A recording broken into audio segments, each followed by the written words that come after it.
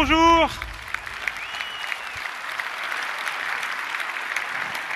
Bonjour, je suis Jean Ferré, le directeur de la division développeurs, plateforme et écosystème de Microsoft. Merci beaucoup d'être là pour cette première keynote des Tech Days 2012. Merci à nos partenaires qui nous supportent et qui nous soutiennent sur ces Tech Days depuis de nombreuses années. Vous voyez, ils sont très nombreux, encore plus nombreux cette année que d'habitude. Merci à nos communautés. Je ne sais pas s'il y en a dans la salle. Est-ce qu'il y a des communautés dans la salle? Bon, alors levez-vous. Bon, bravo, merci d'être là. Merci, bravo. Donc, avant de passer à cette slide, merci aussi à tous nos internautes qui nous suivent. Je crois qu'il y a plusieurs milliers de personnes qui sont connectées aujourd'hui. Alors, bonjour à tous ceux qui suivent les Tech Days sur Internet. Merci pour votre présence. Et puis, bonjour et merci et bravo aux développeurs, parce que cette keynote est une keynote pour les développeurs, autour du développement, et on va parler code et développement aujourd'hui. Et donc, un grand bravo et un grand merci aux développeurs. Donc, vous savez, cette année, c'est 2012, l'année du dragon.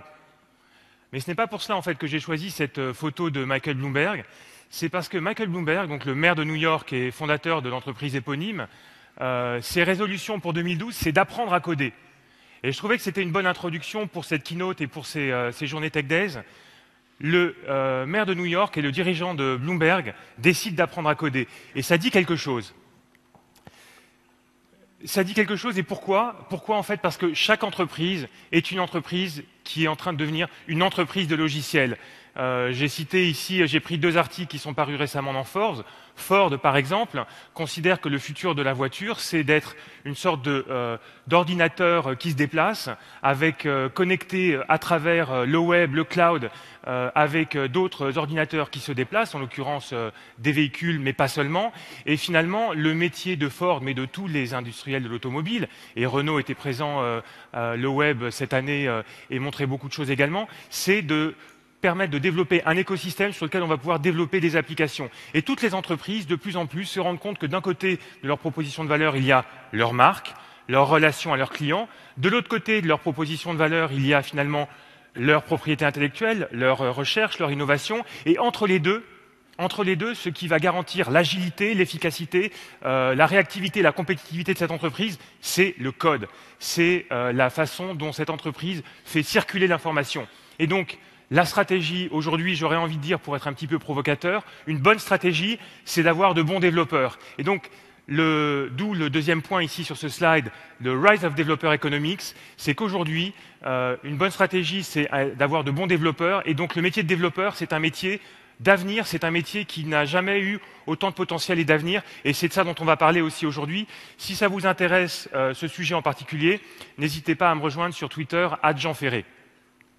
Alors, les développeurs, vous le savez, je pense que beaucoup ont dû voir cette vidéo de Steve Ballmer qui saute en criant « développeurs, développeurs, développeurs ». Les développeurs, c'est au cœur de la préoccupation de Microsoft depuis la genèse de cette entreprise.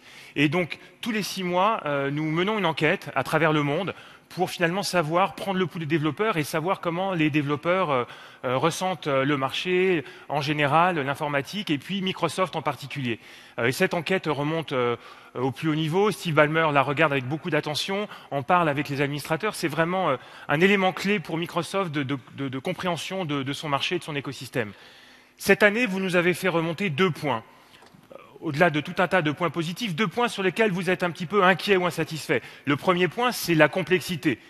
Et le deuxième point, c'est l'interopérabilité. Sur la complexité, vous nous avez dit, Microsoft, vous êtes un petit peu compliqué dans l'interface, un petit peu difficile à travailler avec parfois. On a parfois du mal à se repérer.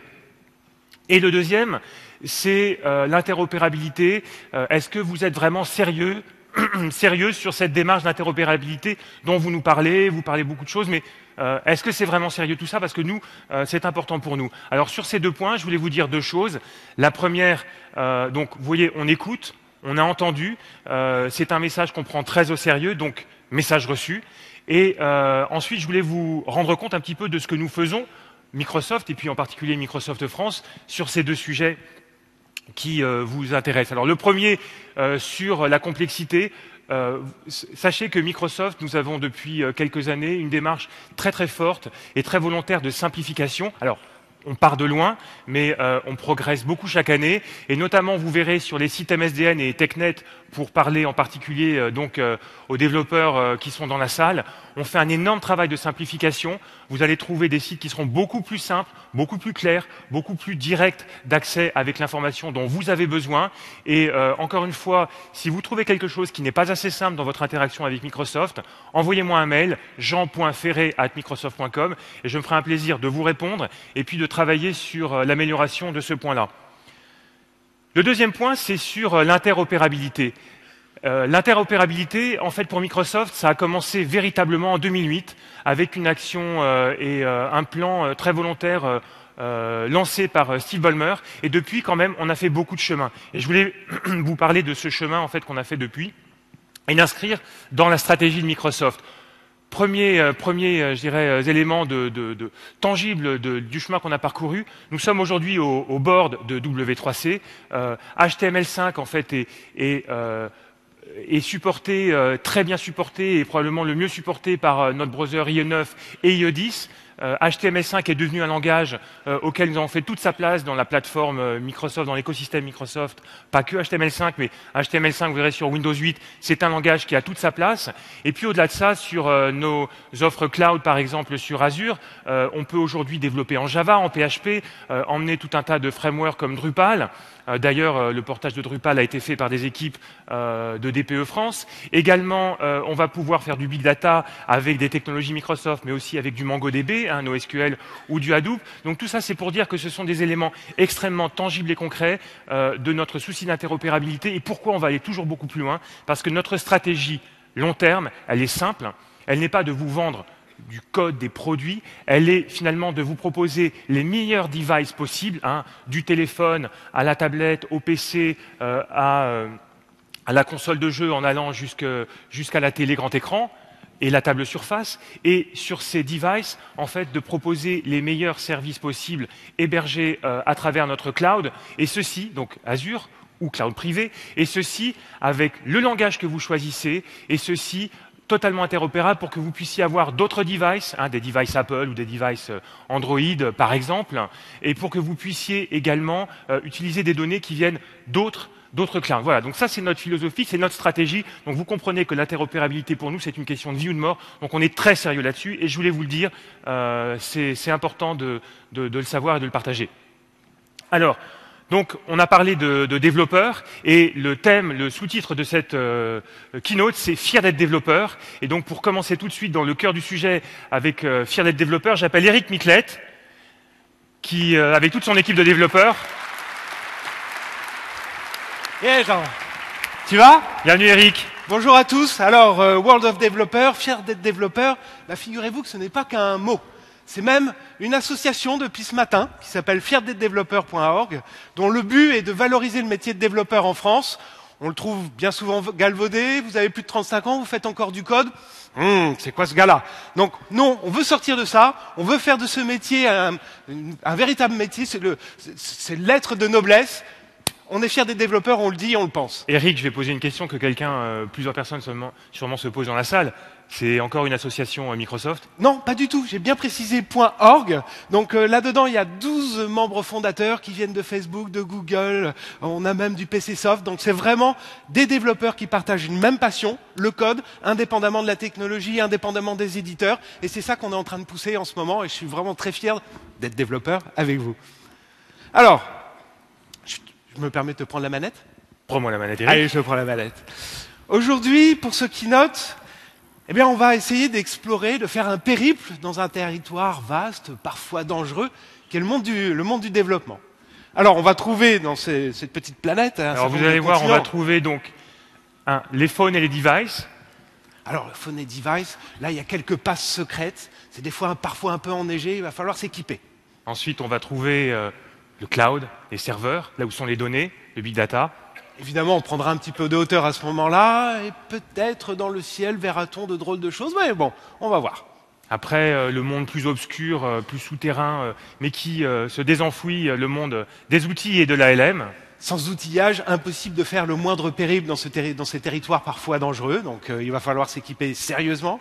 Et puis peut-être ce qui est plus nouveau chez Microsoft, et là où maintenant on met beaucoup d'emphase, un monde plus poétique, plus beau, plus lisse, plus agréable, le monde des interfaces. Alors le monde de l'interface, clairement, il n'est pas complètement exploré, il y a encore des zones inconnues, terra incognita, et c'est ce que je vous propose de découvrir ensemble, parce qu'on va vraiment le découvrir ensemble dans les mois et les années qui viennent. Mais avant de pouvoir organiser ce périple, je crois qu'il nous faut une carte, ça on commence à l'avoir, mais surtout une boussole, trouver l'itinéraire, et j'invite sur scène notre magicienne. Stéphanie, notre architecte. Bonjour à tous. Alors soyez sages, écoutez bien, parce que sinon je risque bien de vous transformer en gros bug. Et ça serait pas la première fois qu'elle le fait.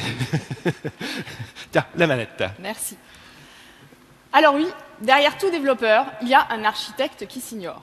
À partir du moment où on écrit des lignes de code, il va falloir faire des choix d'implémentation, des choix technologiques et donc des choix d'architecture. Alors, j'ai un grimoire dans lequel je note tous mes sortilèges qui me permettent de remporter mes quêtes et de gagner plein de pièces d'or. Bien. Mais bon, il faut que je le mette à jour assez régulièrement, parce que sinon, au bout d'un moment, c'est plus efficace. Car oui, le monde change. Non. Si.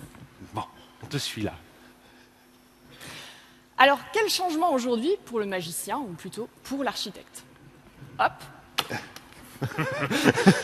On interagit avec nos applications à travers la voix, à travers les gestes, à travers les interfaces touch. On a de plus en plus de devices différents, avec des OS différents, des plateformes applicatives différentes. Ces devices sont connectés au cloud, ce qui va me permettre d'avoir des scénarios de roaming. Et donc, si je quitte mon application sur ma tablette, je vais pouvoir la rouvrir dans le même contexte applicatif sur mon smartphone. Mais le cloud va également me permettre d'avoir d'autres types de scénarios, comme simuler des communications point à point entre deux devices. Et à ce moment-là, le cloud va servir de point de rendez-vous. Ces services et ces données qu'on trouve côté serveur, eh bien, il faudra qu'ils soient très interopérables, c'est-à-dire facilement accessibles par les différentes plateformes clientes. Du coup, on va plutôt partir vers des services sur de l'HTTP REST. Non, mais je reste. Tu restes, c'est bien, Ouais. c'est bien, reste encore un petit peu. Pour ce qui est des données, on a également un protocole qui est basé sur REST, qui s'appelle OData, qui va me permettre de faire de la manipulation crude, create, read, update, delete, et du filtrage à la source. Dans la plupart de nos applications, on va avoir des scénarios d'authentification, et on a envie d'avoir une expérience un petit peu moderne, c'est-à-dire pouvoir se connecter à notre application avec un compte Facebook, Google ou un Live ID. Sur Azure, on a un composant qui va nous permettre de faire ça de manière assez souple. Notre application va communiquer avec ce composant qui s'appelle Access Control Services et on va simplement y configurer les différents providers qu'on souhaite pouvoir Là, je vous utiliser. invite à regarder aussi bien sur Azure que sur Windows 8 et sur Windows Phone la notion de graphe social et comment on intègre les contrats entre les applications, parce que je pense que c'est vraiment majeurement disruptif et ça accélère en fait les possibilités de développement d'applications. Puis ça évite de mémoriser 15 000 mots de passe. Enfin, personnellement, je n'y arrive pas. Alors, on parle du cloud, on parle d'Azure, mais évidemment, nos applications vont également pouvoir utiliser des services et des données qui se trouvent à demeure. Quand on utilise justement des composants du cloud, des composants à demeure, c'est du cloud hybride, des architectures hybrides. Mais on peut aussi envisager des architectures carrément réversibles, c'est-à-dire déployables indépendamment, à demeure ou dans le cloud. Et ça, c'est quelque chose qu'on peut décider a posteriori durant la vie de l'application. D'ailleurs, il me semble que tu as une petite expression bien à toi pour qualifier la réversibilité du cloud. Ouais, tu peux embrasser la mariée sans l'épouser, donc tu vois. Il y a un concept là, Jean. Mais bon. Alors voilà les nouveautés en termes d'architecture, ou en tout cas les sujets auxquels il faut être vigilant. Ça ne veut pas dire qu'il faut tous les employer dans son application, évidemment, mais voilà, il faut y être attentif. Ok, super, ça me paraît à peu près clair comme direction. Qu'est-ce qu'on pense ? Excellent, je pense qu'on a un schéma, on a un chemin, on voit où on va aller. Donc on va vous laisser avec Stéphanie. Et puis, bonne séance de développement. Ah, vous partez tous les deux là ? On part tous les deux. À tout à l'heure. D'accord. Bon, je reprends la zapette. Merci Stéphanie.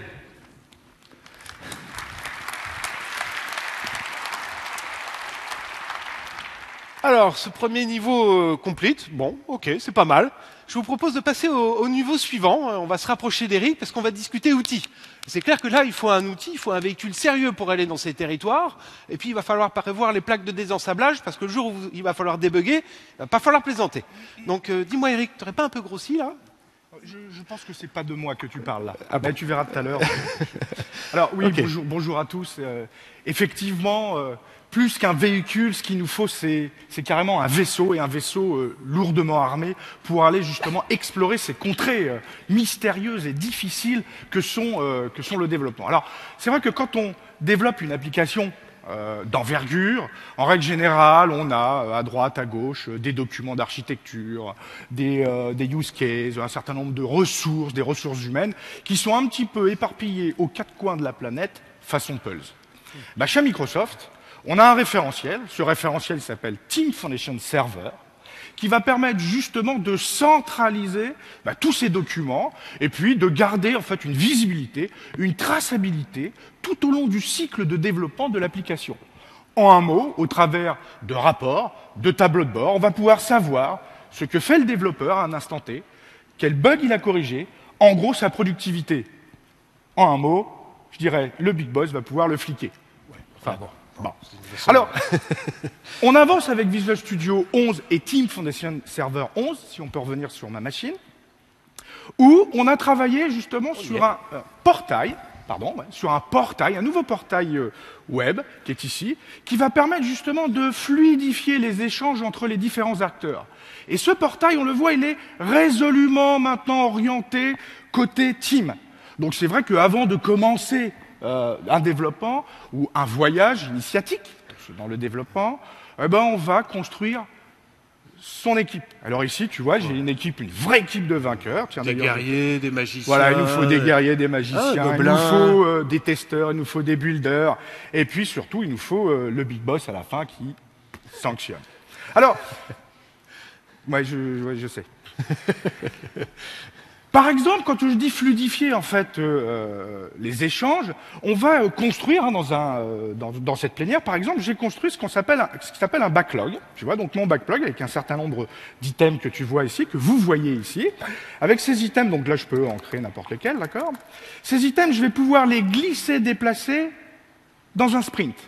Une fois que ceci est fait, je vais ouvrir en fait mon sprint.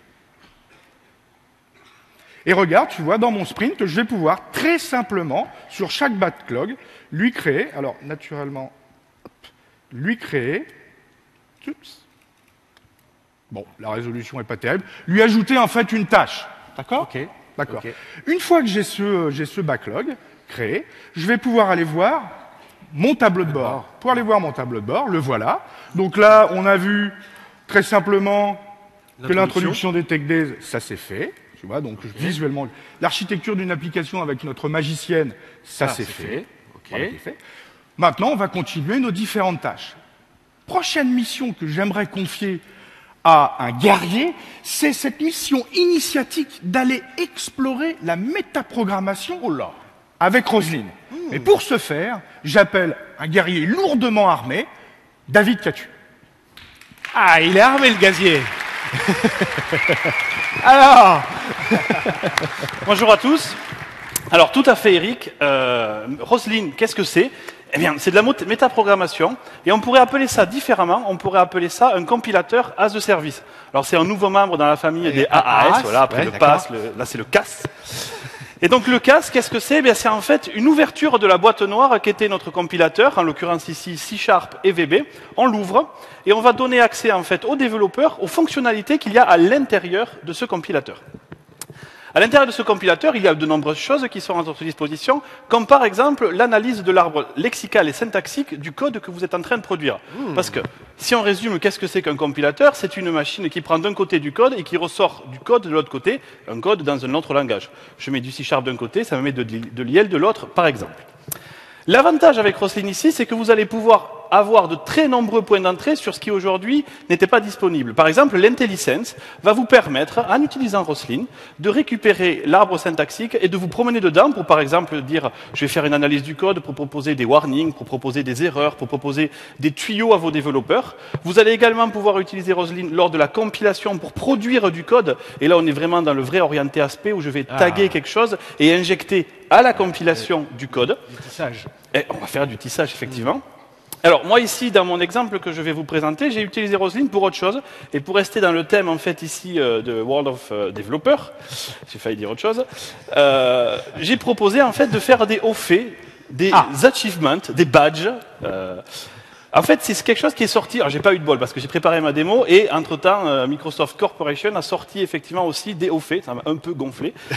Mais et je tiens à vous dire, cocorico, parce que les nôtres, vous allez voir, ils sont temps réel, alors que les leurs, ils font un peu cheap parce qu'ils sont en appelant FXCOP en mode à la fin, à la compilation. Chicken, je suis d'accord avec toi. Tout à fait. Donc, je te propose de faire un projet et là, on va faire du grand code.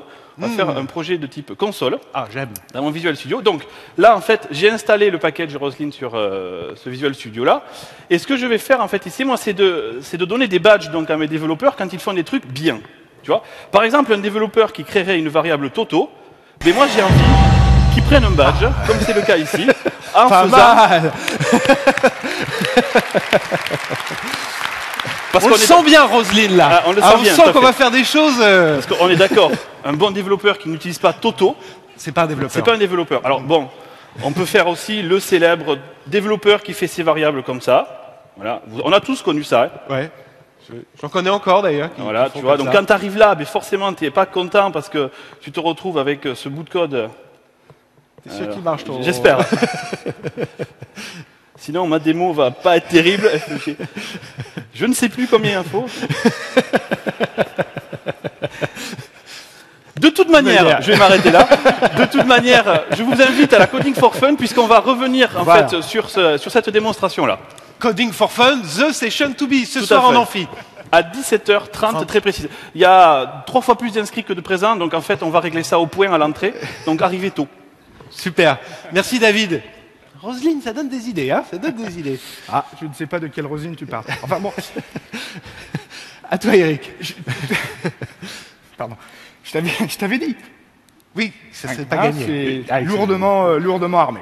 Voilà, alors on va continuer en fait notre parcours initiatique et moi j'aimerais justement continuer ces démonstrations en vous montrant une des nouveautés du framework 4.5 au travers de Visual Studio 11. Alors, ici tu vois mon petit Ah, c'est Eric. du Visual Studio 11, donc à tout moment ça peut exploser. C'est même pas une bêta. Alors une c'est preview, effectivement c'est une pré-alpha donc Ah ouais. d'accord. Merci David.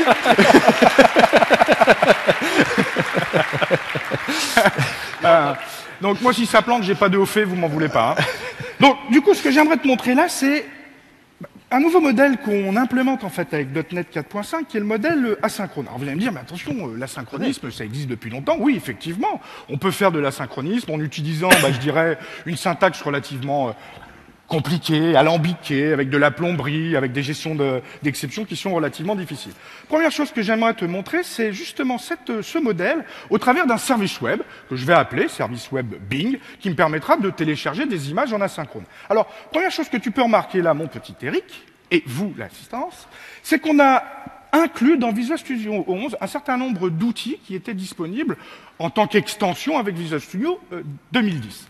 Par exemple, tu vois là, je vais taper un add service, et je vais avoir accès directement, tu vois, à une liste, tu vois, add service, et je vais pouvoir la lancer. Le Quick Launch. C'est le Quick Launch, voilà, tout à fait. Ici, tu vois, j'accède donc à mon assistant d'ajout de service web. Donc, je peux sélectionner effectivement un service web. Là, je l'ai déjà fait. Et tu vois, j'ai un petit bouton Advance ici.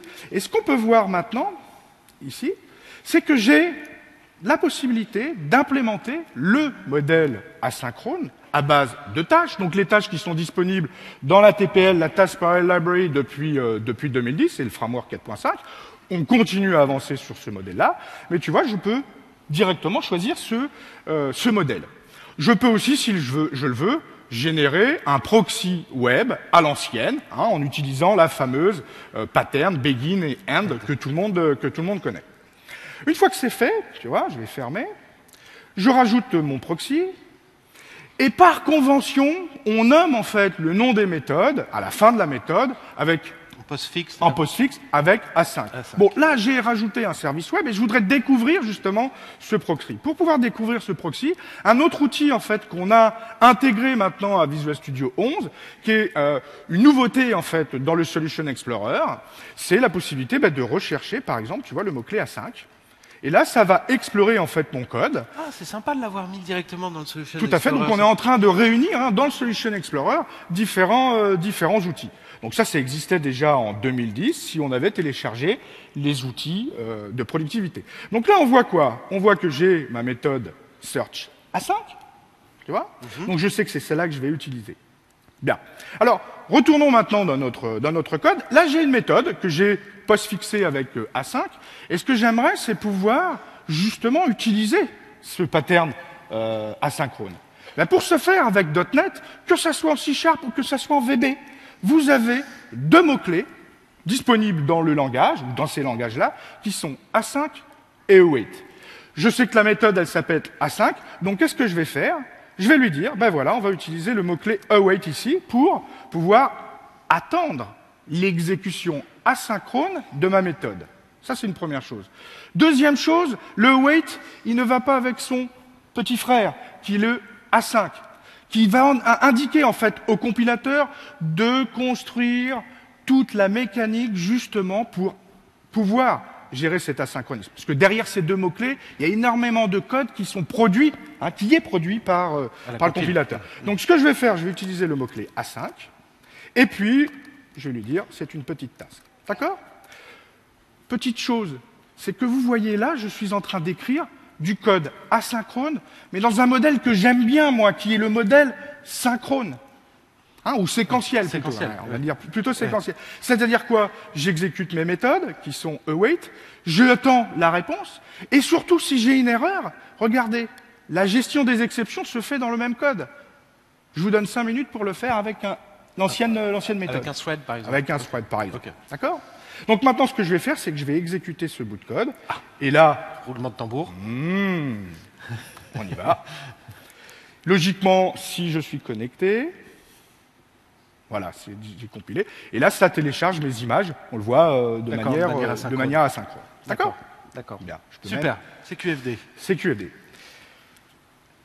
Autre chose que j'aimerais vous montrer maintenant, c'est des nouveautés au niveau C++. Alors, on vous l'a dit, hein, il fallait être lourdement armé en fait pour aller dans ces contrées un petit peu hostiles.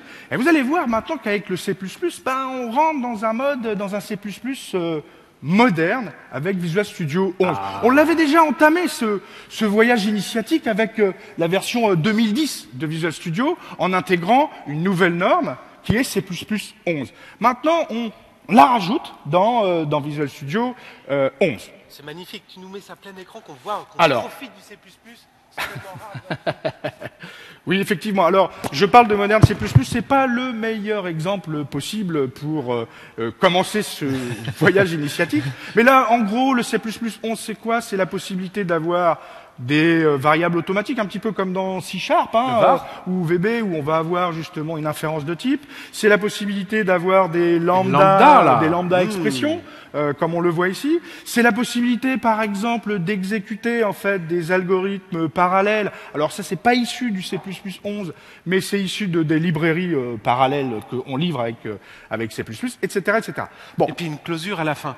Précisons quand même que ce langage des années 82-83, on a attendu 98 pour avoir une normalisation. Et là, on vient de vivre une année exceptionnelle. 2011, c'est une nouvelle norme C++ avec un C++ moderne qui inclut les mots-clés que tu viens de montrer et les constructions que tu viens de montrer. Donc on est vraiment rendu iso-fonctionnel avec tous les autres langages que vous connaissez. Voilà, tout à fait. Alors, là, j'ai une DLL. J'ai développé une DLL. Alors, traditionnellement, comment je fais pour la tester? J'ai un point lib, je vais inclure un hash, je vais linker mon point lib et je vais me faire une petite dans une application console et puis je vais l'exécuter. Ça, c'est ce qu'on fait traditionnellement quand on n'a pas les outils pour faire. Ben justement, maintenant, avec Visual Studio 11, on va avoir la possibilité d'ajouter ou de créer ce qu'on appelle un projet New Item. T'as l'habitude de travailler avec des grands écrans, toi. Ben, ouais, là, j'ai pas l'habitude. Voilà, un projet de type test unitaire. Ah, là, on voit qu'on est en train de se synchroniser entre ce qu'on a avec le monde .NET et C++. Alors qu'on n'a plus rien à envier, en fait, dans ce monde-là, avec Visual Studio, bien évidemment. Donc, une fois que j'ai ajouté mon projet de type test unitaire, je me retrouve ici, avec ce projet qui est ici. Oh, la belle macro. Voilà, ou la belle macro. Alors, on va la voir, on va pas la détailler, hein, naturellement. Ici, j'ai un point H qu'il faut que j'inclue, d'accord. Et puis ici, tu vois, j'ai un namespace, je vais utiliser le namespace parce que ce namespace va me permettre d'utiliser des méthodes comme on a l'habitude de le faire en .NET. Par exemple, ici, tu vois, assert, quelque chose. Voilà, 2 points, hop là. Je vais enlever mes... Enlève tes moufles, oui. 2 points, et là, logiquement, si IntelliSense fonctionne, tu vois, j'ai toutes ces méthodes à ma disposition pour pouvoir tester correctement. La macro, bon, on passe les détails, hein, sur la macro, si on la regarde, bon, ça reste une macro, donc voilà. Hein. Belle macro. Pourquoi cette macro? Cette macro est extrêmement importante, et toutes les macros sont ici extrêmement importantes pour que, en fait, l'outil soit capable d'aller vérifier, d'aller voir que j'ai bien un projet de test et une méthode qui s'appelle test méthode.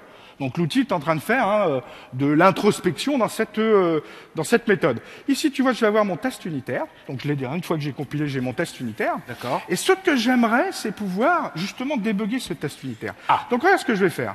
Je vais sélectionner mon test, donc test méthode 1. Je vais faire debug select test. Donc là, tous ensemble, nous allons croiser les doigts. Non, ça se passe bien pour le moment. Ça a l'air de bien se passer. On va voir. Donc ça load les symboles. C'est un petit peu plus long que d'habitude. Voilà qui est fait. Et logiquement, si tout va bien, oh oui, on y croit. On devrait s'arrêter sur cette méthode. Voilà qui est fait. Et non, elle est passée. Donc, je n'ai pas... donc en fait, bon, bah tu vois, j'ai bien écrit mon code C++. C'est sûr que tu as lancé en mode debug. Je pense que je ne l'ai pas monté, je l'ai pas lancé en mode debug. Le voilà. Voilà, ça y est, c'est parti. Okay, vous n'avez pas croisé les doigts aussi, je vous l'avais dit. Hein. Eh ben non. Eh ben non. Bon, alors cette fois-ci, on va s'arrêter là. Donc en fait, pour une fois que ça plante pas, au moins, c'est que notre test est réussi. Donc, on va dire ça comme ça. Ce que je voulais vous montrer très très rapidement, parce que je sais qu'on est à la bourre, on a encore une petite heure ensemble de C++. Donc, ce que je voulais vous le montrer, c'est qu'on a alors c'est dommage, bon, je pourrais pas vous le montrer. On a de nouveaux outils en fait de debug qui vont pouvoir débugger soit le GPU, parce qu'on intègre aussi en fait des bibliothèques pour faire du GPU, soit un outil de débugage ce qu'on appelle le Parallel Watch, qui vient s'ajouter en fait à nos outils de debug parallèle traditionnels. Parce que là, vous avez vu, bien évidemment, vous pouvez imaginer, on avait mis un point d'arrêt dans une méthode qui était parallèle. Ici, on était dans un bloc parallèle fort, et on voyait simultanément les différentes valeurs que prenait la variable Z. C'est assez bluffant de pouvoir débugger dans ces conditions. Le débugage, le test sont vraiment des outils super importants aujourd'hui. On parle de dette technique. Dès qu'on écrit du code, on prend des crédits, on prend de la dette sur le plan technique, on enfouit des trucs, bon, on sait que c'est pas très très bien codé, mais on n'a pas le temps, donc il faut aller plus loin. Donc il est nécessaire de savoir à tout moment, ou presque pendant la durée de vie du projet, où on en est de cette dette technologique. Parce que cette dette technologique, quand vous serez dans des couches supérieures, elle va vous coûter très cher pour aller faire les modifications en interne, les tests de régression, etc. Et puis à un moment donné, elle va se convertir en dette économique, cette dette technologique. Donc c'est pour ça qu'il faut du test, c'est pour ça qu'il faut du débugage, du profiling. Et là, tu as une magnifique exception dans Visual Studio. Donc, on va... Merci Eric. On va enchaîner directement et on va attaquer le level 3 sur Azure et le serveur, enfin le cloud et le serveur, avec Benjamin et Pierre. À vous, messieurs. Bien, eh ben bonjour à tous. On va vous parler beaucoup de montée en charge, de tests, etc. dans cette petite session. La première chose qu'on a constatée quand on a vu les premières applications arriver sur Azure, c'est ce qu'on connaissait déjà du monde réel. C'est-à-dire que pour faire monter une application web en charge, vous savez très bien multiplier les serveurs en frontal et vous avez du mal à faire multiplier la capacité de la base de données qui est derrière. Donc il y a deux approches pour ça traditionnelles. On met de plus grosses bases de données ou bien on essaye les approches NoSQL qui sont censées régler une partie de ce problème. Alors, on s'est penché là-dessus Et on a aujourd'hui quelque chose d'intéressant à vous présenter qui s'appelle SQL Azure Fédération et qui est à mi-chemin entre le monde relationnel classique et le monde NoSQL. Ça va consister en gros à dire, quand j'ai besoin de monter en charge sur la base de données, eh ben, je vais faire comme sur le serveur web, je vais multiplier les machines sur la même base logique. Alors Benjamin, tu vas nous montrer un petit peu à quoi ça ressemble. Ça ressemble pas à du NoSQL? Bah, je me comprends. Bon, eh bien, bonjour à tous. Effectivement, donc, je propose de montrer sur mon PC comment est-ce que ça fonctionne. Donc là, on a une base de vente qui est dans SQL Azure et qui a pas mal de données, contrairement à ce qu'on pourrait voir ici. Pourquoi? Eh bien, parce qu'en fait, les données ne sont pas dans la base racine elle-même, mais dans ce qu'on appelle une fédération. Alors, comment est-ce que je crée une fédération? C'est-à-dire, comment est-ce que cette base logique, je l'implémente avec un ensemble de petites bases physiques? Eh bien, en créant une fédération comme ça. Donc là, je tape Toto. Mais je suis pas sûr que je l'ai au fait là. Donc fédération vente par exemple, et puis je dis que je vais séparer les choses sur l'ID client, puisque c'est là-dessus que je vais mettre les commandes et les clients ensemble par petite base physique. Donc une fois que c'est fait, donc là je vais pas le faire ici, mais une fois que c'est fait, eh bien j'obtiens ce genre de choses. Et donc là, on voit qu'on a plusieurs bases physiques, 5 bases physiques. Là, c'est un classement par date. Hein. Et donc, on a quelques clients en 2010, un peu plus en 2011. Et puis là, on voit qu'on commence à en avoir vraiment beaucoup dans cette dernière base physique qui fait partie de cette fédération. Donc, ce qu'on va faire, eh bien, c'est de diviser cette base physique en deux. Donc là, on va la partager au 15 septembre, par exemple. Et on lance la division de façon à pouvoir avoir cette base physique qui va et avoir 6 bases physiques au lieu de 5. Donc ça prend un petit peu de temps, mais tel Maïté, j'ai déjà mon poulet qui est prêt dans un autre four. Et donc j'ai ici l'ensemble des bases physiques. Donc si je vous montre avant, après, donc voilà. Donc on a du coup 6 bases physiques et donc on a gagné en capacité à la fois de stockage et en capacité de traitement pour pouvoir avoir plus de... Juste une petite précision, tu sais que l'histoire de Maïté, il y a un copyright. Enfin, pardon. Je me comprends. C'est vrai. Donc Pierre, ce que je te propose, c'est qu'on fasse peut-être une application au-dessus de ces données. Ouais, donc on va repartir sur Visual Studio. Donc ce que j'ai là sur ma machine, c'est pas très compliqué. Hein. J'ai pris un Visual Studio 2010 tout à fait naturel, quasiment vierge, et une application MVC3 vide pour vous présenter 2 choses intéressantes. La première, pour ceux qui l'ont pas suivi, on a maintenant quelque chose qui s'appelle NuGet, qui est disponible dans Visual Studio et qui vous propose de rassembler tous les packages qui sont couramment utilisés par un développeur lorsqu'il se lance sur un nouveau projet. Alors, tous ces packages, c'est l'ensemble des composants courants qu'on peut trouver. Donc, vous en voyez quelques-uns ici. Hein. Le problème de ces composants, quand on les installe, c'est qu'il faut les trouver, les recenser, évaluer les dépendances entre les différents composants. Et tout ça, c'est pris en charge par NuGet. Alors, je vais pas vous faire le tour des composants. Je vais juste en prendre un qui est intéressant lorsqu'on est en train de retravailler ou de commencer une application MVC. Parce qu'on a eu pas mal de petits échos consistant à dire « Oui, MVC, c'est moins productif que Webform, etc. » Donc, je vous présente quelque chose qui s'appelle MVC Scaffolding. Et MVC Scaffolding, c'est un ensemble de composants qui font quelque chose pour le développeur dans Visual Studio. Alors comment ça fonctionne?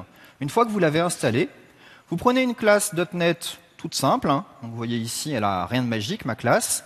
Et puis vous allez prendre ici la console NuGet, parce que c'est pas seulement des menus, c'est également du PowerShell.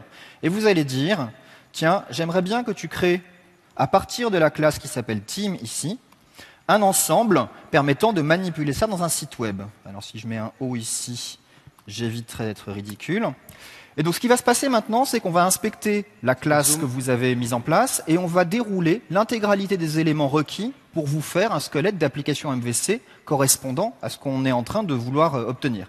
Alors qu'est-ce que ça va donner très concrètement ce système-là? On va avoir ici des contrôleurs qui se mettent en place avec l'intégralité des éléments que vous attendez pour faire le lien entre la partie métier et la partie IHM.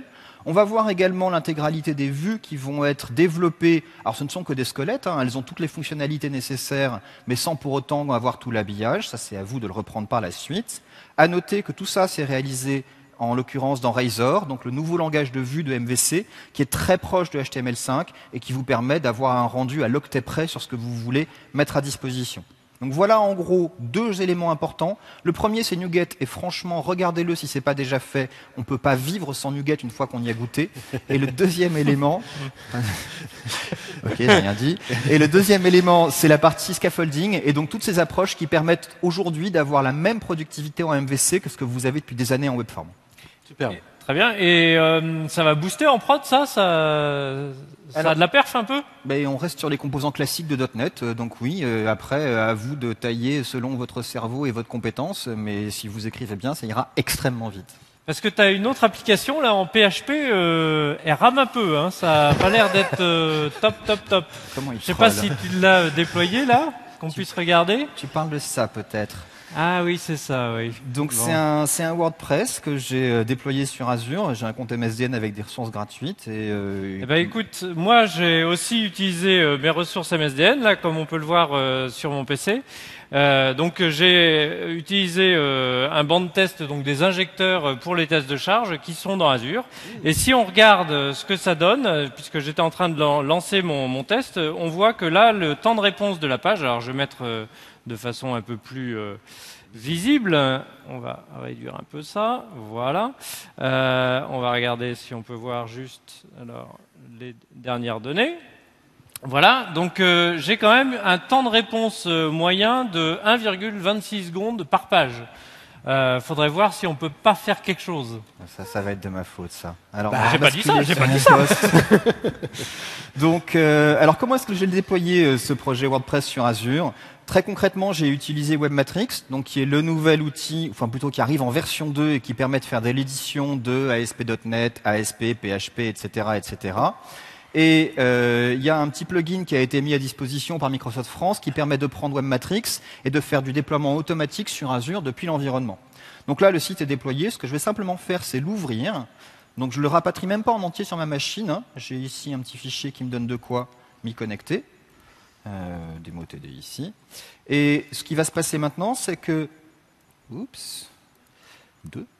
Ce qui va se passer maintenant, c'est qu'on va aller interroger le serveur sur Azure et récupérer au fur et à mesure les différents fichiers dont j'ai besoin.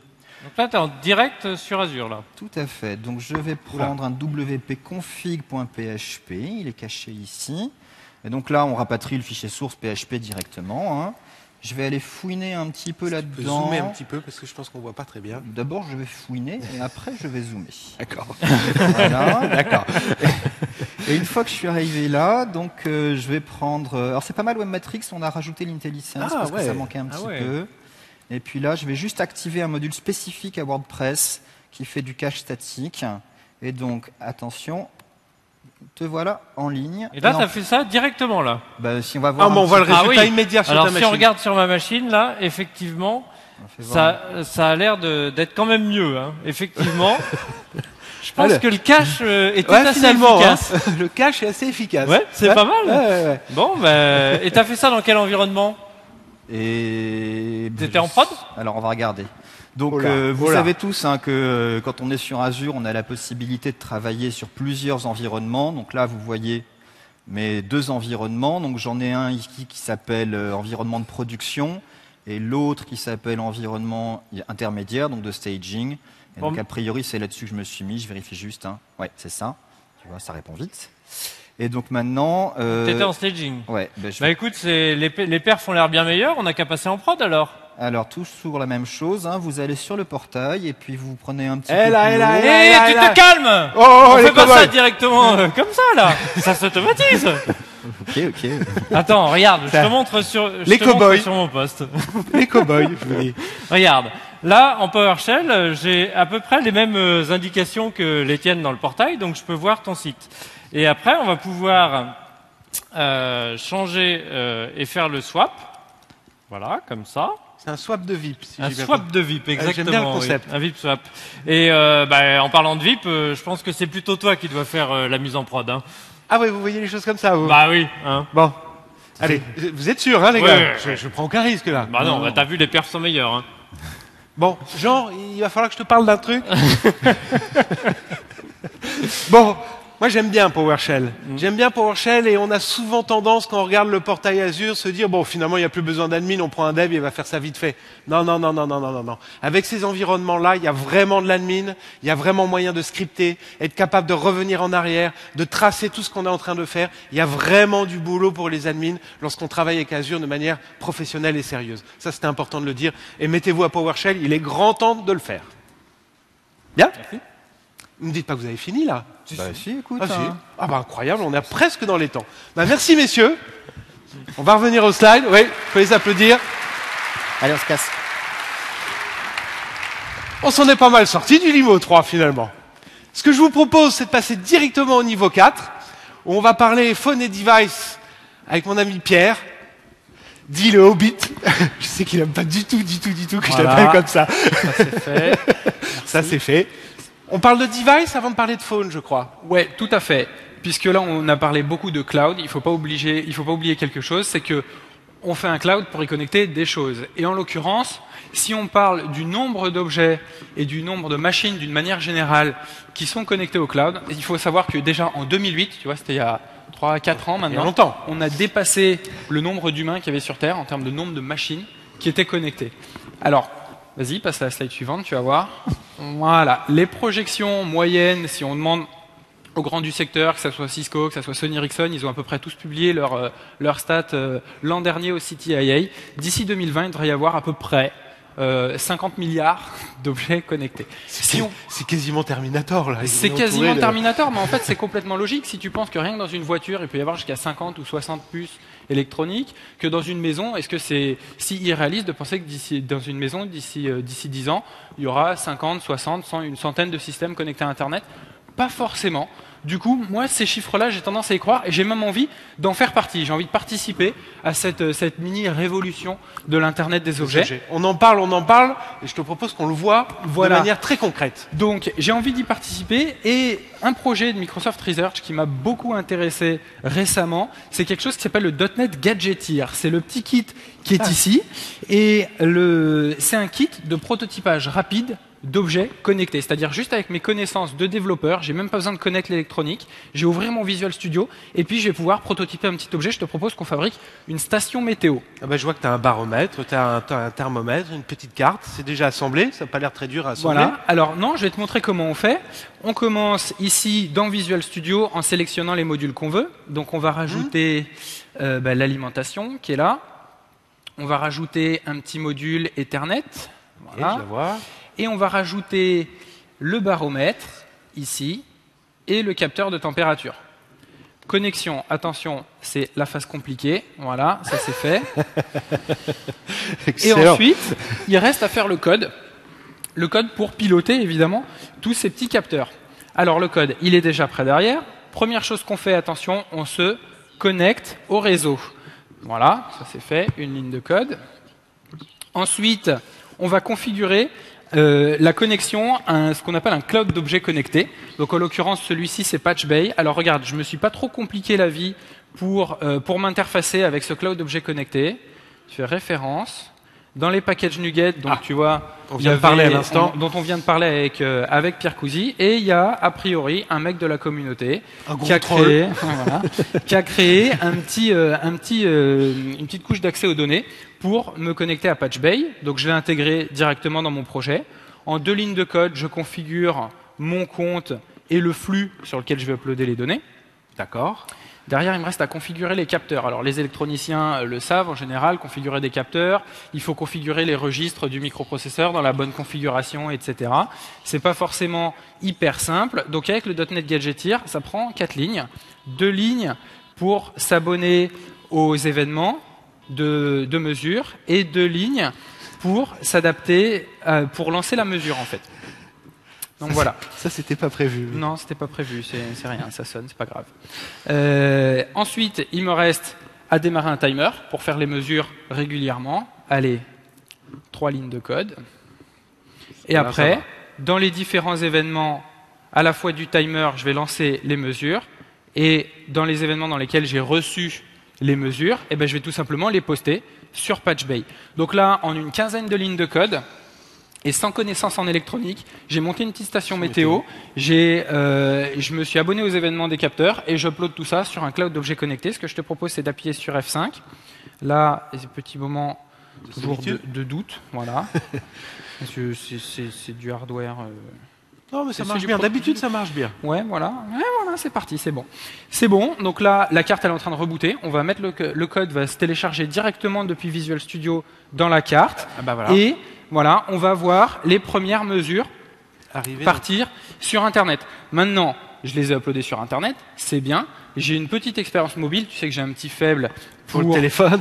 Pour les téléphones et particulièrement Windows Phone. Je me suis un petit peu amusé avec le SDK Mango. J'ai fait une petite application de réalité augmentée qui va me permettre d'explorer les objets que j'ai autour de moi. Et alors voilà, tu vois, je peux tourner le téléphone et regarder tous les objets connectés que j'ai autour de moi. Et donc en l'occurrence, ma station météo, je la retrouve là. Et si... Donc en fait, toi, tu te promènes dans la rue comme ça avec ton téléphone et quand tu trouves des sources de données, tu t'appuies, quoi. Ouais, voilà, c'est ça. Ouais, je fais ça souvent le dimanche pendant que je me balade. Et donc là, on peut aller voir les flux qui ont été postés, donc le baromètre, l'humidité, la température. Et on voit que la température, effectivement, elle a commencé à monter parce qu'on est un peu sous les spots là. Donc on voit une petite hausse de température sur le diagramme de ma station météo. Et puis je l'ai touché tout à l'heure, etc. Ok. Voilà, donc là, on a très rapidement créé une expérience en utilisant les connaissances qu'on a, C#. On a créé une expérience où j'ai un objet qui publie des données et j'ai un téléphone qui vient les consommer en se servant du cloud. Le Gadgeteer, c'est vraiment cette vision. Vous avez besoin de faire un proto électronique d'un device, d'un objet connecté. Vous le montez en quelques minutes, le code il coule de source. C'était du micro-framework, c'est-à-dire du .NET directement sur le métal. Vous connaissez puisque c'est du .NET. Donc c'est assez facile à prendre en compte. Mais il n'y a pas que ça dans la vie. Il y a aussi des applications. Tu nous en as montré une là. Ça, c'était une application qui était peut-être un petit peu geek. Maintenant, on a pensé à vous. Il y a de la neige en ce moment sur les routes. Il peut y avoir des dangers, comme par exemple la porte de Champéret. Il y a un danger qui est assez connu des Parisiens, voilà. D'accord. Et donc une annonce qu'on a à faire aujourd'hui dans la partie application Windows Phone, c'est la disponibilité prochaine. Très rapidement, vous voyez là, j'ai une version test de l'application Coyote qui va nous permettre d'aller éviter les dangers, n'est-ce pas, de la route. C'est pas encore sur le marketplace, c'est juste un XAP qu'ils nous ont passé. Donc on peut simuler un trajet à 180 km/h sur l'autoroute, surtout vous ne faites pas ça. Donc c'est ce qui bipait tout à l'heure pendant la démo de Pierre. On lui a annoncé qu'il y avait un radar pas loin à 50 km/h. Il arrivait juste à 180. Dernière petite démo comme ça, parce qu'on n'est pas tous en voiture en train de rouler comme des fous. Il y en a qui prennent le train. À quoi ça sert d'avoir des jolis téléphones, des Nokia comme ça, si on peut pas jouer au serpent à l'ancienne? Ah ouais. C'était le petit clin d'œil geek. Voilà. Ça sert la réalité augmentée, tout ça, c'est très bien, mais en même temps, voilà, on a ça aussi, c'est sympa. C'est sympa. C'était la petite blague. Voilà. Un marketplace Windows Phone qui ne cesse de s'accroître d'application en application. On va revenir sur les slides rapidement. Presque. Voilà. Aujourd'hui, c'est entre 55 000 et 60 000 applications sur nos marketplaces. On voit la petite dernière qui est encore en staging là avec Coyote. Donc c'est vraiment des opportunités. Aujourd'hui, la part de marché, elle est scalée. Elle ne peut que croître, vu d'où nous partons. Donc je pense qu'il y a vraiment de la place pour nos amis développeurs pour venir ici positionner des applications. Bien. Niveau 4, Achieve. Ça, c'est fait. On va attaquer, tiens c'est bizarre, il y a une petite faute sur la slide, il y a notre niveau 5 ici, ou niveau 4, bon bref, on n'est pas à ce détail près. On va parler de design. Tout à fait, Eric. Bien avec les pinceaux là.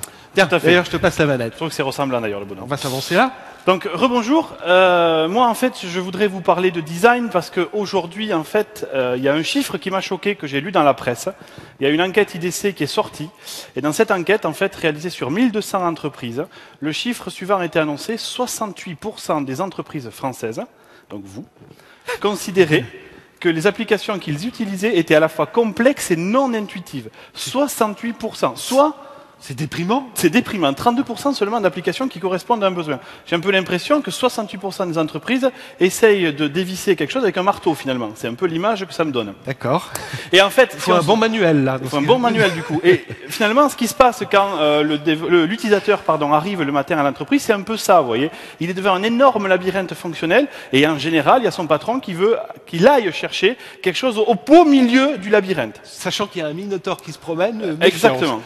Donc l'idée, effectivement, c'est qu'une application mal designée, eh bien c'est ça, c'est un labyrinthe pour l'utilisateur. Et aujourd'hui, l'informatique a atteint un niveau de maturité suffisant pour considérer justement l'usage et l'interface. On est au-delà du fonctionnel, on passe vraiment dans l'ergonomique et le fonctionnel. Alors, ce que moi, en fait, je retiens de tout ça, c'est que si on design une application, en fait, il ne faut pas considérer ça comme un centre de coût. Construire une application, ce n'est pas que répondre à un fonctionnel, c'est bien répondre à un fonctionnel. Et quand on fait bien répondre à un fonctionnel, on intègre le design pendant toute la phase en fait de développement, du début jusqu'à la fin. Alors je dis design, c'est un raccourci pour dire design et ergonomie. Et pourquoi c'est pas un centre de coût? Eh bien tout simplement parce que vous aurez un ROI immédiat sur vos développements, puisque vos utilisateurs, vous aurez moins besoin de les former. Ils auront une meilleure acceptation de l'application parce que arriver le matin sur une application qui n'a pas de tête ou arriver sur une application qui est sympa à utiliser, même si c'est toujours pénible, eh bien, une application, pour rester poli, une application qui est bien designée, c'est toujours plus agréable à utiliser. De plus, on a l'habitude avec la consumérisation de l'IT, chez nous, finalement, d'utiliser des devices qui sont efficaces, mais qui sont aussi jolis, je ne citerai pas de marque, qui ont réussi d'ailleurs sur ce créneau-là. Des objets du désir. Ils ont créé des objets de désir. Et bien finalement, l'application doit aussi créer un objet de désir pour ses utilisateurs. Et si vous ne le faites pas, il y a de fortes chances que vos concurrents le fassent. On est aujourd'hui à ce seuil de maturité-là. Alors vous allez me dire, c'est bien sympa, mais moi je ne suis pas ni ergonome ni designer. Toi, tu es développeur, tu fais des gros carrés rouges, Moi, des je gros fais des carrés trucs bleus. bien chemaux, tout à fait, et en général, c'est fonctionnel, mais ça s'arrête là.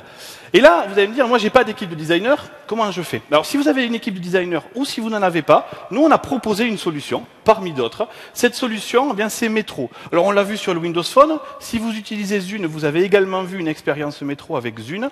Quelle est l'idée, en fait, de Metro? C'est de fournir un style que les designers peuvent appliquer, peuvent s'approprier et mettre en place, mais c'est également quelque part une méthodologie. Une méthodologie que nous, développeurs, on peut également s'approprier en respectant les grandes règles de cette méthodologie. On va pouvoir fournir une application plus efficace, certainement moins efficace que ça a été passé entre les mains de designers, mais déjà plus efficace que ce qu'elle serait si on n'était que fonctionnel. Au moins, une espèce de guideline. Exactement. Okay. Alors, prenons l'exemple ici de ces applications-là sur Windows 8, et j'en profite pour faire la publicité. Il y a des sessions sur Windows 8, il y en a 3 cet après-midi, 3 demain et encore 3 jeudi, donc n'hésitez pas à y aller. Hop, fin de la parenthèse. Donc ces applications, les 4 que vous voyez là, sont des applications que l'on trouve aujourd'hui sur Windows 8, ces applications de test, on va dire, mais elles ont toutes été construites avec la norme Metro en tête, sans designer. Donc les développeurs qui ont fait ces applications-là, ils se sont forcés à respecter certaines règles. Je vais en édicter 4 ici. La première, vous le voyez, elles sont toutes alignées. Oui.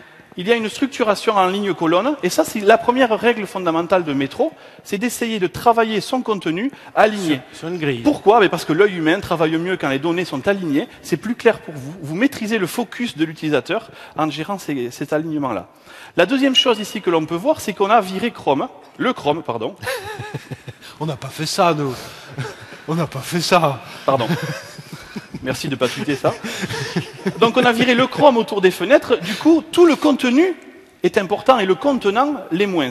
Dans cette expérience métro-là, on dit voilà, et vous le voyez sur Zune, hein, déjà sur votre PC ou sur votre phone, ok, la tuyauterie, on s'en moque. Chez vous, vous cachez la tuyauterie. Bien voilà. Oui, sauf chez toi, mais ça c'est un autre point, effectivement. Mais dans les maisons normales, on cache la tuyauterie.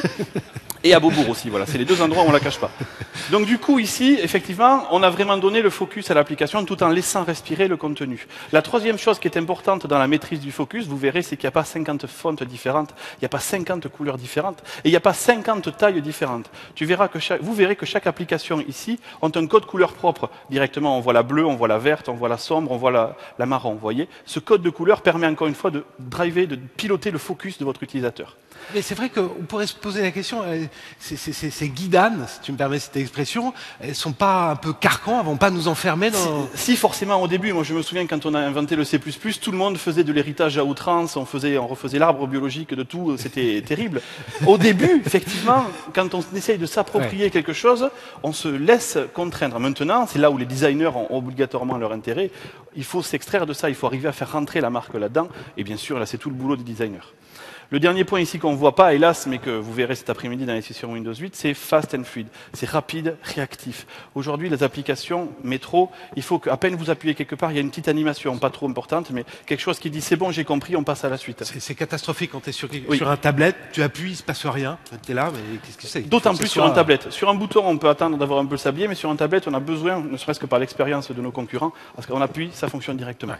Alors, tout ça, c'est très bien. Et avec mon comparse ici, David, on s'est dit, bon, ok, faisons une expérience. Je te rends la tweetette.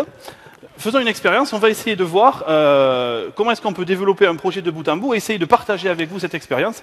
On a donc fait appel, en fait, à une équipe de designers en leur demandant, comme contrainte, voilà, on va vous fournir un cahier des charges. Le cahier des charges de mon ordinateur. Bien amené.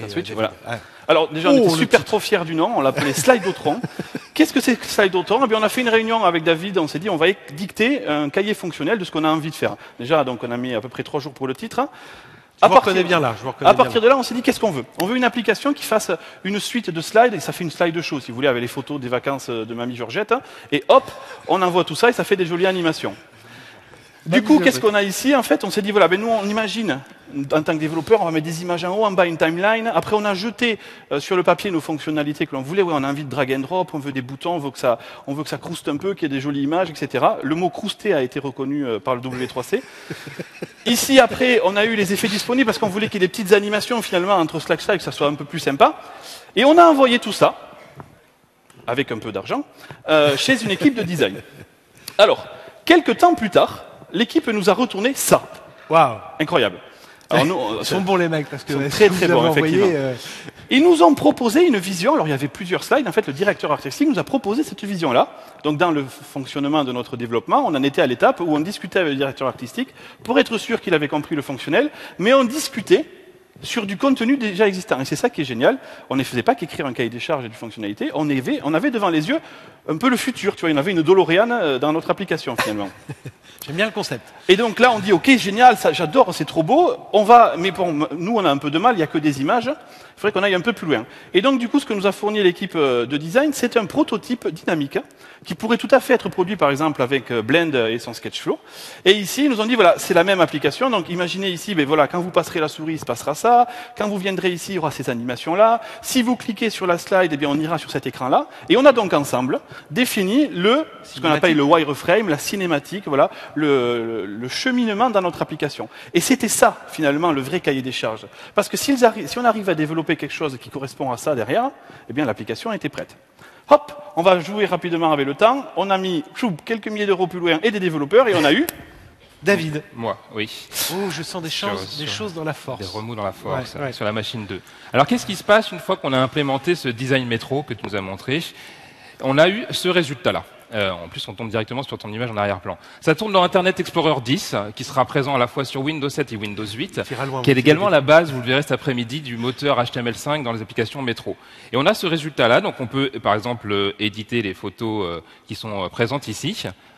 On voit une liste ici, alors c'est un peu touch, si je le sur un écran touch. Oui, tu peux. Ah, j'adore. J'ai toujours peur quand mon chef touche ma machine, mais ça marche.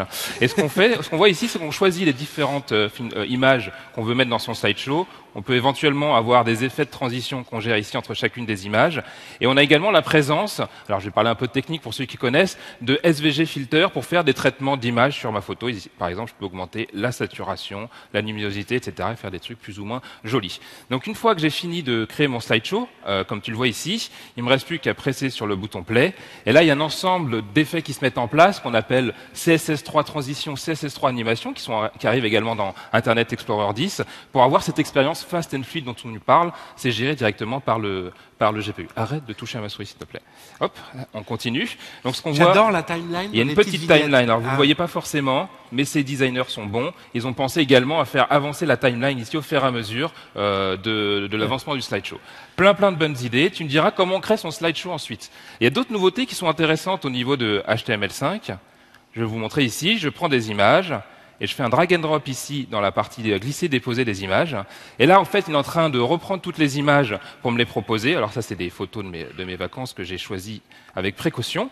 Donc, on va le voir ici. Par exemple, je vais prendre celui-là, c'est un Boba Fett en chocolat. Si vous n'avez pas compris, je suis un débile de Star Wars. Hop, et on crée le nom du slideshow. Et lorsque je reviens en arrière, tu vois, il a pris l'emplacement de cette tuile-là, parce qu'il y a un nouveau positionnement de type grille, comme nous l'a montré David, pour ce design métro. Donc là, en fait, on respecte pas mal de codes de métro, avec du HTML5, du CSS et pas mal de JavaScript quand même derrière. Oui, mais alors là, tu nous montres du HTML5 et finalement, il n'y aura plus que ça à l'avenir. Mais surtout pas. Alors surtout pas. David nous a parlé de métro. Métro, ce n'est pas lié à une technologie de développement particulier, que vous soyez développeur XAML, C++, C#, VB.NET ou développeur JavaScript HTML5. Désormais, nous sommes tous au même niveau. D'ailleurs, c'est le sens également de ce qu'on vous montrera tout à l'heure, les sessions Windows 8. On est ouvert à tous les langages de développement. Donc, nous, on a fait le choix de HTML5 pour quelle raison? Tout simplement parce que les développeurs avec qui on a travaillé viennent d'une agence web, ils ont l'habitude de faire du web, donc ils sont maintenant désormais capables de créer des vraies applications. On va voir pourquoi on est capable de faire des vraies applications. Bon, c'est tendance HTML5, Microsoft ne peut pas ne pas y être, donc on y est désormais pleinement depuis Internet Explorer 9 et encore plus avec IE10. Et puis ensuite, HTML5 et JavaScript, c'est quand même la plateforme qui tourne sur le plus grand nombre de périphériques possible. Donc souvent, dans nos clients, les projets aujourd'hui qui démarrent, lorsqu'on veut viser de l'iPad, de l'Android et du Windows, HTML5 peut être intéressant avec quelques bémols. Il faudra faire attention. Il y a une session d'ailleurs à ce sujet au niveau des Tech Days. Puis moi, j'ajouterais pour ceux qui notent, honneur au petit dernier. Donc il était Honneur normal de au faire un dernier. petit coup de focus Mais c'est sur pas pour autant qu'on exclut les petits copains. amis du JavaScript, soyez les bienvenus sur la plateforme Microsoft. Alors, on va faire un peu de technique, parce qu'il n'y a pas de raison qu'on ait vu plein de lignes Oui, de C++ et que moi, j'ai pas le droit de vous montrer des trucs sympas. Si j'appuie sur la touche F12, j'ai la barre de développement de Internet Explorer qui arrive. Et je peux essayer d'aller creuser un petit peu ce qui se passe ici, par exemple, lui. Et ce qu'on voit ici, c'est qu'elle a mis en place de certains trucs intéressants, comme le MS Grid. Donc c'est quelque chose que Microsoft a proposé auprès du W3C. Les petits copains sont en train de l'implémenter au niveau de Chrome et de Firefox, ils travaillent dessus. Donc ça sera bien une spécification standard pour qu'on puisse ensuite avoir un layout de type grid. Ça peut paraître bête pour ceux qui font d'autres technologies, mais c'est vraiment super maintenant au niveau du développement standard HTML5 pour le faire. On voit la présence également d'animation. Et ce qu'on peut voir ensuite, une fois que j'ai défini ma grille, si je vais cliquer sur cette image-là, on voit l'utilisation d'une balise sémantique HTML5. Également, ensuite, extrêmement simple, où est-ce que je veux positionner ma petite tuile? Eh ben, je lui dis, tu seras dans la 3e colonne, la 2e ligne, tu peux t'étendre sur 3 colonnes si tu le veux. Bref, c'est extrêmement simple. Et ça ressemble beaucoup à XAML pour le coup. Ça ressemble beaucoup à XAML. Maintenant, si je vais éditer, par exemple, celui-là, parce que j'aime bien mes photos de Bretagne, je vais voir un petit truc, vous voyez que ça se redimensionne légèrement. Je vais faire un refresh du DOM. Je vais cliquer ici. Et ce que je vais voir, c'est que cette fois-ci, j'ai une utilisation de ce qu'on appelle le Flex Grid, qui est également une nouveauté, qui est caché quelque part ici. Hop. Voilà, on voit l'utilisation de MSBox ici. C'est l'utilisation d'un nouveau type de contenu. Je vais te montrer ce que ça donne lorsque je le désactive. On a finalement les éléments qui sont les uns derrière les autres. Si je veux prendre l'espace de manière harmonieuse et gérer finalement un contenu fluide, ce qui est important, parce qu'il faut également gérer les différentes résolutions de nos futures tablettes, téléphones, PC, télé, etc. Ce genre de contrôles sont bien pratiques. Alors pour finir, pourquoi je peux faire des applications sérieuses avec HTML5? On voit ici que j'utilise la notion de manifeste. Je supporte le mode offline. Et c'est ça où on bascule dans un monde applicatif. C'est que là, pour l'instant, je tourne dans un serveur web IS Express, je vais le stopper. Là, je l'ai épinglé ici au niveau d'IE10, et là, ça marche. C'est une version alpha d'IE10, donc je préfère prévenir, mais ça va fonctionner. Et là, j'arrive, voilà, j'ai coupé le serveur, et voilà, ça arrive. J'ai la présence de toutes les images. Pourquoi ces images sont stockées dans une base de données côté client qu'on appelle IndexedDB. Donc désormais, messieurs, mesdames, développeurs JavaScript, vous pouvez avoir accès à une base de données côté client standardisée, c'est pas spécifique à un éditeur. Il a récupéré toutes les images, il a toutes les ressources cachées en local, et je peux travailler tout à fait en offline. Super. Donc, du coup, on va repasser sur les slides, mais c'est une vraie application au sens Alors applicatif. si on bascule sur les slides, effectivement, vous allez voir qu'il y a pas mal de technologies que je vous ai montrées. Il y a plusieurs sessions sur Internet Explorer 10 et HTML5 d'une manière générale. Et comme vous ne le voyez pas sur la slide, il y a plein de technos sympas, comme CSS3, Grid, etc. Voilà. Bon, on s'en fout. The slide is incoming. Non. Bon, on n'aura pas la slide. Bon, c'est pas grave. C'est pas grave. C'est dommage, on avait passé du temps. Elle était jolie. On avait pas mal travaillé sur la slide, mais on l'aura pas. Bon, c'est pas grave. Non. Oui. Oui, Ah. voilà.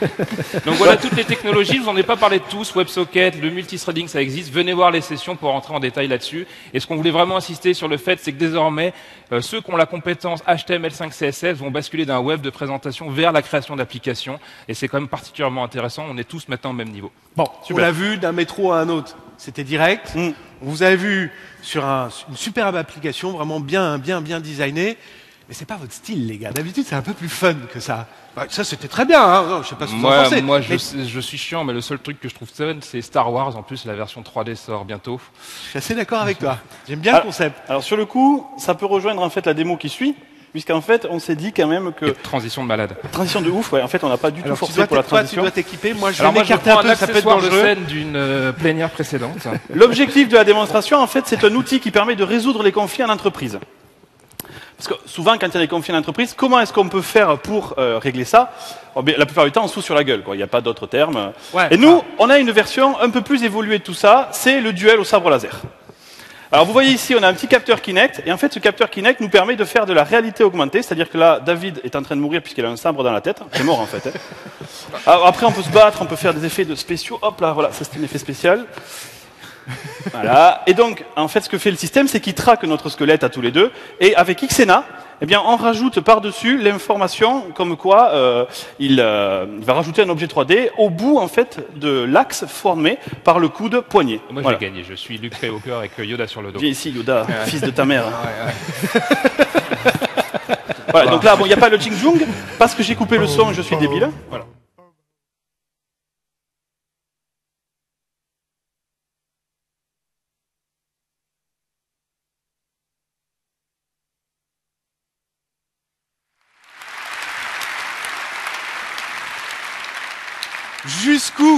Jusqu'où iront-ils pour booster leur productivité? Moi, je vous le demande. Non. Ben, écoutez, je pense qu'on s'en est pas mal sorti de ces différents niveaux et que là, on en arrive au final boss, vous savez, le dernier niveau. Donc, on va rappeler Jean. Si Jean est parmi nous, ouais, le voilà. Super.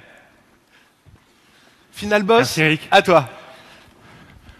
Voilà, j'espère que cette keynote vous a plu. Donc, c'est assez ressemblant, c'est bien. Ouais, c'est le côté muscle. Ouais, j'aime bien Ouais, cette ouais. photo de moi c'était pendant les vacances.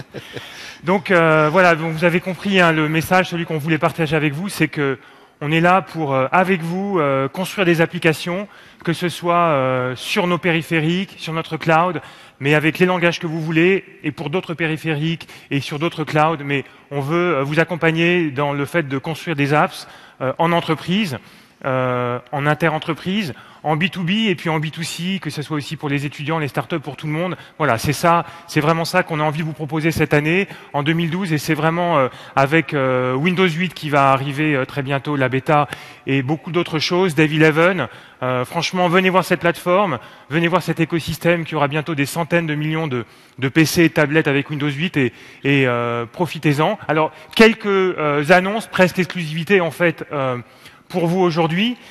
Pour vous remercier d'être venu. Tout d'abord, la Kinect. En fait, le Kinect SDK est disponible commercialement depuis le 1er février. Ça veut dire en fait que pour une somme très modique, vous pouvez acheter cette device et le SDK et développer une application à but commercial. Alors, une petite fierté pour l'équipe DPE France, c'est qu'en fait, le toolkit du Kinect SDK a été développé par DPE France. Yes. Ensuite, bravo. Bravo à eux.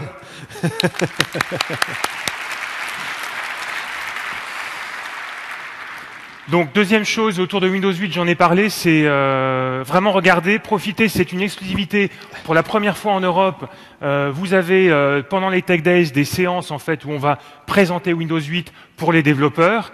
Très bientôt, la bêta. Je vous donne rendez-vous le 29 mars en fait pour des coding camps où on va pouvoir vous accompagner si vous souhaitez développer des applications. Et certains ont déjà commencé, hein, puisqu'on a en fait montré online et puis aux États-Unis en septembre 2011 cette Developers Preview, mais et là maintenant c'est la bêta. Mais il y a encore temps pour être les premiers sur la marketplace de Windows 8 et ça va être une opportunité formidable pour développer des nouvelles applications avec des nouvelles interfaces, le touch, le hub social, etc. Je voulais faire un point pour les abonnés MSDN. Dans tout abonnement MSDN, vous avez un runtime Azure en fait qui gratuitement vous donne accès en fait à de la consommation donc des serveurs et de toute la plateforme Azure. Et on s'est rendu compte que beaucoup ne l'utilisaient pas. Alors en fait, on s'est dit qu'est-ce qu'on pourrait faire pour tous les abonnés MSDN? Eh bien en fait, on va proposer à tous les abonnés MSDN des bouts de code en fait qui ont été développés encore une fois par DPE France et qui vont vous permettre d'utiliser le runtime Azure pour des fonctionnalités sympathiques et agréables, comme par exemple un disque réseau pour 80 donc sur le cloud et pas mal d'autres choses. Donc ça va arriver d'ici quelques jours et donc on enverra un mail à tous les abonnés MSDN. Profitez-en, c'est totalement gratuit et voilà. Et on mettra en fait le code partagé, donc chacun pourra le faire évoluer, se l'approprier, le transformer.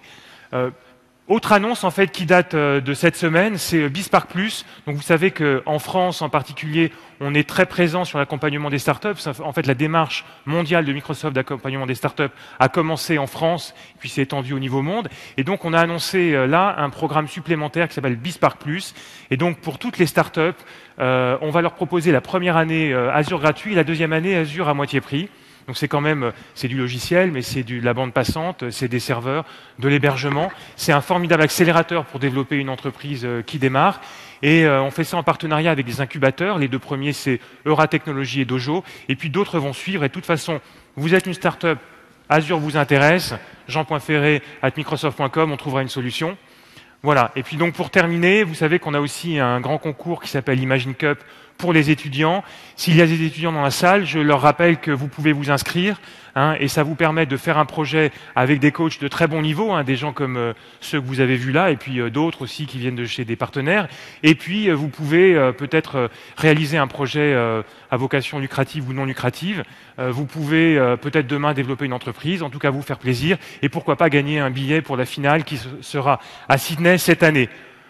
Voilà, donc si je peux appeler toute l'équipe à me rejoindre, Eric, David, Benjamin, Pierre, Stéphanie et Pierre.